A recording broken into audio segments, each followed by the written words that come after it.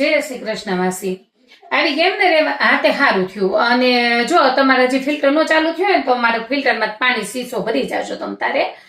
અને બીજું તો હું રસોઈ બનાવી નાખી. તમારે જે ગેસ ને એવું બધું ફિટ ન થયું ને તે તો રસોઈ બનાવી નાખું ને લે એમાં ક્યાં મહેનત માસી. તો જો આવું જ કરતા મહેનત નથી કાંઈ એમાં. એવું લાગે તો વાસણ તમે સાફ કરી નાખજો. આપણે આ બધા વી આવજો ચારે ચાર જમવા ઉપર વહી આવજો. એટલે હું કામ ના આવે તમારા છોકરાને એમાં હું શરમ. તમ તાર ચારે ચાર વહી આવજો વાસણ તમે સાફ કરી નાખજો.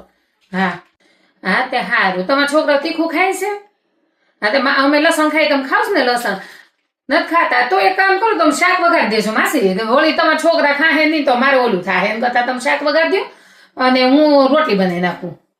હા તે પતલી ને એવી રોટલી ખાવશ ને તમે લે એવી છે તો એક કામ કરો તો રોટલી તમે બનાવી નાખજો માસી. આપણે બધા હારે બેહીને ખાઈ લેવું પછી વાસણ ઉઠકીને તમે વયા જાજો નીચે નિરાયતે આખી રાત તમે ગોઠવો છો ને સવારમાં કપડાને માથાકૂટ ના કરતા. મારું મશીન છે ને તમે નાખી જાજો. મશીન હજી ફિટ ન કર્યું હોય ને તમે એટલે મશીનમાં નાખી જાજો તમે તારે સવારમાં પછી મારે તમારે બે ના ફૂકાઈ આવજો ભેગા થઈ.